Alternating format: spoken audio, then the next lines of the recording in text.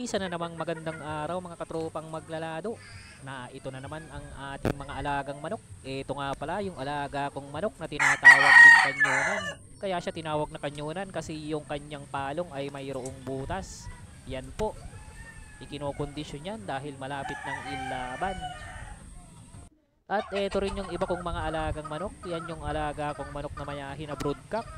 Yan po ay nailaban na ng isang beses at may pilay na siya, so hindi na pwedeng ilaban, kaya ginagamit ko na lang na broodcock o pangnatad. At ito naman yung iba kong mga dumalaga at aking mga inahin na kulay puti. Yung isang yung tandang na yun ay yun yung alaga kong kulay puti na nagnanatad na din. Kapatid yan yung mga alaga kong inahin na kulay puti. Yan mga katropa, ang aking mga alaga. Ayan mga katropa, naghahanap sila ng bahog. Ayan na po. At ito naman po mga katropa, yung nilagay ko na pugad ng aking alagang manok na akala ko yung naglilimlim na. Hindi pa pala naglilimlim. Nangingitlog pa lang pala yun. At akalain mo mga katropa, tatlo pala silang nangingitlog dyan. Yan, araw-araw po ay halos 3 itlog ang nadadagdag dyan. At ito naman mga katropa, yung aking incubator. Ito nga pala, ganito pagpihit ng incubator. So yan, 2 beses ko yung pinipihit sa loob ng isang araw, isa sa umaga at sa gabi, ganun din pinipihit din. So ganito lang po, simpleng-simple lang ang paraan pag nagpipihit tayo sa ating manual turning incubator. Yung tanda natin na bilog ay mapupunta sa ilalim at ang nasa ibabaw ay yoong X. Sa sunod na pagpihit ay mababaliktad naman at ang mapupunta naman ay yoong bilog. Yan, ganyan. Kailangan mga katropa ay tiyaga sa pagpihit ng mga yan, dahil mga ngalay ang kamay mo at yan, gugugol ka ng medyo mahaba-habang oras. Inaabot po ako dyan ng 5 minuto hanggang 10 minuto sa pagpihit. Kailangan kasi ay maingat sa pagpihit dahil baka mabasag ang mga nakalagay na itlog. Ayan po mga katropa, yung ipinasalang sa atin ng ating kakilala. Yan, yan daw po ay mga itlog ng mga Texas na manok. Ayan mga katropa, 2 daw silang may-ari niyan. So yan, ito po ang unang salang ko ngayong 2025. Matapos ang mahigit 1 taon na hindi ko pagpasalang dahil ako po'y nagpahinga at nasira din yung aking mga incubator. Nag-relax muna. Balik tayo sa dating libangan.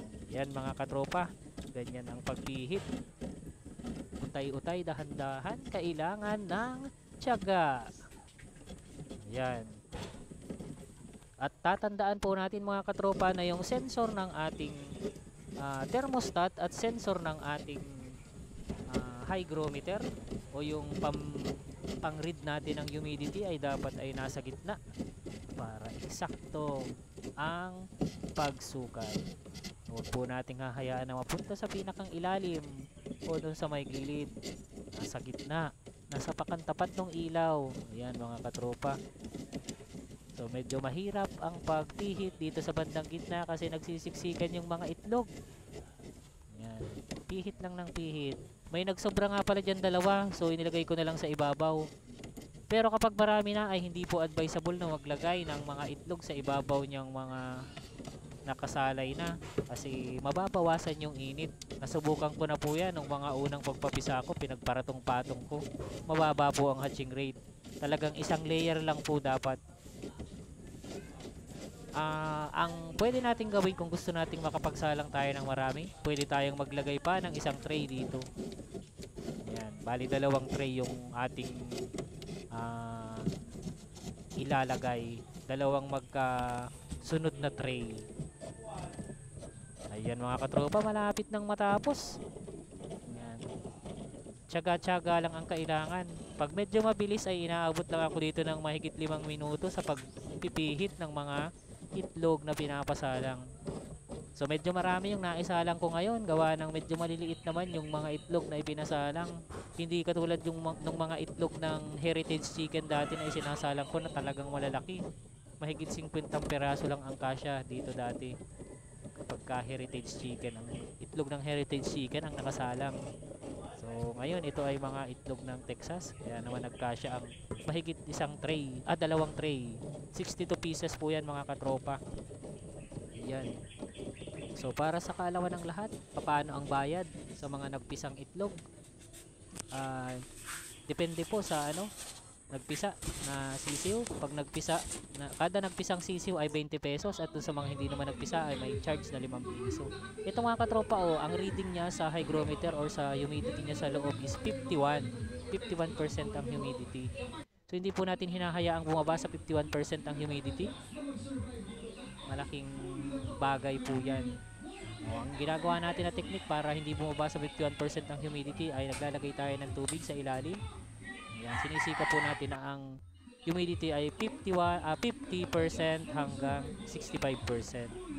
Ayan, napakahalaga po na may tubig lalo na sa panahon ngayon na malamig ang panahon. Kapag po malamig ang panahon ay bumababa talaga ang humidity. Yan, sa tuwing binubuksan ko nga itong incubator ay bumababa ang humidity. At ito naman mga katropa, yung aking mga alagang manok. Yan. So napaka-importante po ng humidity sa loob ng incubator. Kapag po bumaba sa 50%, bumababa din po ang hatching rate.